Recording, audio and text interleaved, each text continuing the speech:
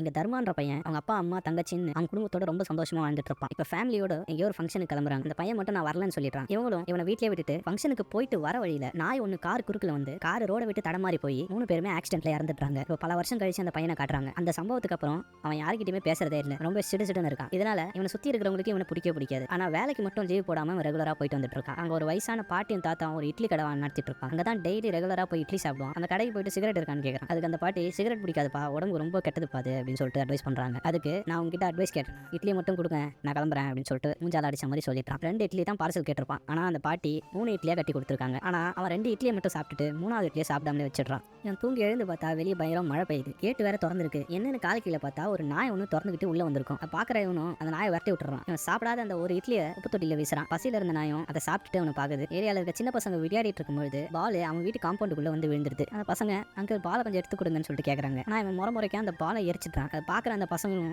சரியான பைத்தியக்காரனா இருப்பான்னு சொல்லிட்டு பயந்து ஓடிடுறாங்க. சரி சாப்பாடு வாங்க போலான்னு சொல்லிட்டு அந்த பாட்டி கடைக்கு போனா இந்த பாட்டி கடை இன்னைக்கு மூடி வச்சிருப்பாங்க. இவனும் ரிட்டர்ன் பசிக்குதேன்னு சொல்லிட்டு புலம்பிட்டே வரும்பொழுது அந்த நாய் இவன் பின்னாடியே ஃபாலோ பண்ணிட்டு வந்துட்டு இருக்கு. இதே நம்ம பின்னாடி வருதுன்னு சொல்லிட்டு இவனும் வேகமா போறான். அந்த நாய் மேல ஒரு பைக்காரன் ஏத்திடுறான். அது பயங்கரமா அடிபட்டுட்டு நடு ரோட்லயே துடிச்சிட்டு இருக்கு. இவன் கண்டுக்காத மாதிரியே வீட்டுக்கு வந்துடுறான். அங்க இருக்கிற எல்லாரும் இதை கார்பரேஷனுக்கு கால் பண்ணி புடிச்சு குத்தலான்னு பேசிட்டு இருக்காங்க. ஆனா அங்க இருந்த குட்டி பொண்ணு மட்டும் ஹாஸ்பிட்டல்ல தூக்கிட்டு போலான்னு சொல்லிட்டு அந்த நாயை பாத்துட்டு இருக்கா. வீட்டுக்கு போனவனுக்கு அதை பத்தியே நினைப்பா இருக்கு. அதனால அவன் பைக் எடுத்துட்டு வந்து அந்த நாயை தூக்கி போட்டு இப்போ ஹாஸ்பிட்டலுக்கு கூட்டு போறான். டாக்டரும் ஊசி போட போனா அந்த நாய் பயங்கரமா பயப்படுது. நாய்க்கு தான் ஊசி போடுறது ஃபர்ஸ்ட் டைம் கேக்குறாரு. அது ஒண்ணு ஏன் நாய் இல்ல, ரோட்ல அடிப்பட்ட நாய், வேணும்னா நீங்களே ட்ரீட்மெண்ட் பண்ணி வளர்த்துக்கோங்கன்னு சொல்லிட்டு சொல்றான். இங்க ஆல்ரெடி நிறைய நாய் இருக்கு, டாக் வளர்க்கறதுக்கு நிறைய பேர் இருக்காங்க. அவங்க யாராச்சும் நாய் வேணும்னு கேட்டா அவனுக்கு கால் பண்ணி சொல்றேன் சொல்றாரு. இவனு நாயை வீட்டுக்கு தூக்கிட்டு போறான். அந்த சின்ன பொண்ணும் அந்த நாய்க்கு என்ன ஆச்சோன்னு சொல்லிட்டு வெளியே வெயிட் பண்ணிட்டு இருக்கு. அந்த ஏரியால எந்த வீட்லயும் நாய் வளர்க்க கூடாதுன்னு ஒரு ரூல்ஸ் இருக்கு. இவனும் அதை மறைச்சு வீட்டுக்குள்ள எடுத்துட்டு போயிடலான்னு பாக்குறான். அந்த நாயோட வாழை பார்த்துட்டு இந்த குட்டி பொண்ணும் சரி சரின்னு சந்தோஷப்படுறா. இவனை நைட் எல்லாம் தூங்க விடாம அந்த நாய் தொல்லை பண்ணி எடுக்குது. இதை பார்க்குக்கு வாக்கிங் கூட்டு போலான்னு போனா இவனை அது வாக்கிங் கூட்டு போகுது. இவனும் அந்த சங்கிலியை கழட்டி விட்டுட்டு வீட்டுக்கு ஓடி வந்துடுறான். அப்ப இவனும் அந்த டாக்டர் கிட்ட கால் பண்ணி சீக்கிரமா யாராச்சும் ஏற்பாடு பண்ணுங்க, இந்த நாயோட தொல்லை என்னால தாங்க முடியலன்னு சொல்லிட்டு சொல்றான். டாக்டரும் நாய்க்கு ஒரு டாக் ஃபுட்டை வாங்கிட்டு வந்து போடு அப்படின்னு சொல்றாரு. இப்ப டாக் ஃபுட்டை சாப்பிட்டு அந்த நாயுமே நல்லா வந்துடுது. இப்ப அந்த நாயை போட்டோ எடுத்து விளம்பரமும் பண்றாங்க. இப்ப போட்டோவை பார்த்துட்டு ஒருத்தவங்க 4 மணிக்கு நான் வந்து பாக்குறேன் அப்படின்னு சொல்லிட்டு சொல்றாங்க. இப்ப இவனும்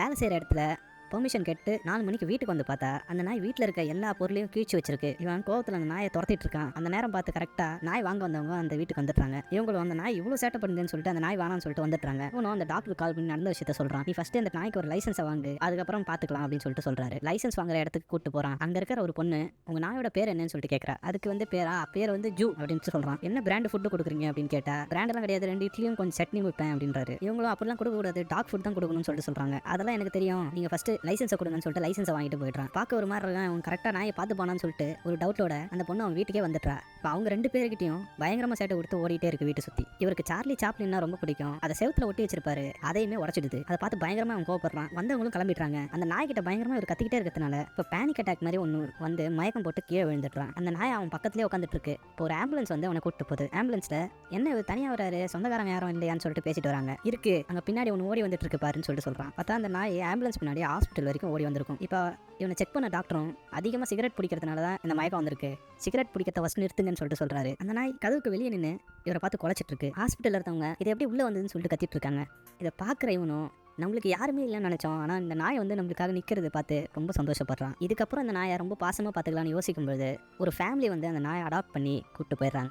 இப்போ அந்த நாயை நாங்களே தத்தெடுத்துக்கிறோம் அப்படின்னு சொல்லிட்டு ஒரு ஃபேமிலி வந்து அந்த நாயை கூப்பிட்டு போறாங்க. அதுவும் இவனை பிரிய முடியாம குறைச்சிக்கிட்டே போகுது. இவனுக்கும் அந்த நாயை விட்டு பிரியறதுக்கு மனசே இல்லை. அது போனதுக்கு அப்புறம் அதை பத்தியே நினைச்சிட்டு இருக்கான். இப்போ டாக்டர் கால் பண்ணி அந்த நாயோட லைசன்ஸை எடுத்துட்டு போய் அந்த ஃபேமிலி கிட்டே கொடுத்துட்டு வந்துருன்னு சொல்றாரு. நம்ம ஹீரோவும் இதாண்டா சாக்கு அப்படின்னு சொல்லி அந்த நாயை பாக்குறதுக்காக வீட்டுக்கு போய் பார்த்தா அந்த வீட்டையே ஒரு வழி பண்ணி வச்சிருக்கு. அந்த வீட்டில் இருக்கிறவங்க எல்லாம் கதி விலகி போய் முறைச்சு பார்த்துட்டு இருக்காங்க. பார்க்குற நம்ம ஹீரோவும் சிரிச்சுக்கிட்டு இந்த நாயை வீட்டுக்கு கூட்டு வந்துடுறான். முதல் வேலையா இந்த நாய்க்கு ஏதாச்சும் ஒரு பேர் வைக்கணும்னு சொல்லிட்டு யோசிக்கிறான். இவனுக்கு சார்லி சாப்ளின்னா ரொம்ப பிடிக்கும். இது லேடி டாகா இருந்தா கூட சார்லின்னு பேர் வைக்கலாம்னு சொல்லி சார்லின்னு கூப்பிட்டா அதுவும் திருப்பி பாக்குது. அடுத்த வீட்டு சின்ன பொண்ணும் டெய்லி வந்து அந்த நாய் கூட விளையாடிட்டு போறா. இவன் வேலை செய்யற இடத்துல சிடுசிடுன்னு இல்லாம இப்ப எல்லாருக்கிட்டும் நல்லபடியா பேச ஆரம்பிக்கிறான். இப்ப அந்த சின்ன பொண்ணையும் சார்லியையும் கூட்டிட்டு பைக்ல ஊரை சுத்திட்டு இருக்கான். ஒரு நாள் ஏதோ வேலை பார்த்துட்டு இருக்கும்போது இவன் சிகரெட் பிடிச்சிட்டு இருக்கான். இதை பாக்குற அந்த நாயும் பிடிக்காதன்னு சொல்லிட்டு அது கையை வச்சு தடுக்குது. அன்னில இருந்து இவனும் சிகரெட் பிடிக்கிறத நிறுத்திடுறான். இப்ப அந்த சின்ன பொண்ணும் சார்லிக்கு தேங்க்ஸ் எப்படி சொல்றதுன்னு சொல்லி கொடுத்துருக்கோம். இவன் வீட்டுக்கு வந்ததும் அதை செஞ்சு காட்ட சொல்றா. ஆனா இதை செய்யவே மாட்டேங்குது. இதை பாக்குற அந்த சின்ன பொண்ணும் ரொம்ப வருத்தப்படுது. அடுத்த நாள் இவனும் வேலைக்கு போகும்பொழுது சார்லி கதவு முன்னாடியே படுத்துக்கிட்டு இவனை வேலைக்கு போக கூடாதுன்னு தடுக்குது. இதை பாக்குற இவனும் ஈவினிங் வந்து இவனை வெளியே கூப்பிட்டு போறேன் அப்படின்னு சொல்லிட்டு அந்த மேட்டோட சார்லியை தள்ளி வேலைக்கு போயிடுறான். ஈவினிங் வந்து பார்த்தா சார்லி ஒரே இடத்துல படுத்துட்டு இருக்கு. உடம்பு முடியாம மயக்கம் போட்டு வாந்தி எடுத்து ஒரே இடத்துல படுத்து கிடக்கும். பதறி போய் சார்லி ஹாஸ்பிட்டல் தூக்கிட்டு போனா செக் பண்ண உண்மையான டாக்டரும் அந்த நாய்க்கு கேன்சர் இருக்கு, கொஞ்ச நாள் தான் வாழும் அப்படின்னு சொல்லிடுறாரு. இதை கேட்கற இவனும் பாதியிலே விட்டு போறதுக்கு தான் என் லைஃப்ல வந்தியா அப்படின்னு சொல்லிட்டு பயங்கரமா கஷ்டப்படுறான். இப்ப சார்லியும் டிவில எதையோ பார்த்து எகிரி எகிரி குதிச்சிட்டு இருக்கு. என்னடான்னு பார்த்தா பனி பிரதேசத்துல இருக்கிற மாதிரி ஒரு கிளிப்பிங் ஒன்று ஓடிட்டு இருக்கு. இதை பாக்குற இவனும் சார்லிக்கு அந்த இடம் ரொம்ப பிடிச்சிருக்கு, கண்டிப்பா சார்லி அந்த இடத்துக்கு கூட்டு போகணும்னு சொல்லிட்டு பேக் பண்ணிட்டு கிளம்பிடுறான். இதை பாக்குற அந்த சின்ன பொண்ணும் நிஜமாலே சார்லிக்கு நான் தேங்க்ஸ் சொல்லி கொடுத்தேன் அப்படின்னு சொல்லிட்டு பயங்கரமா அழுவுறா.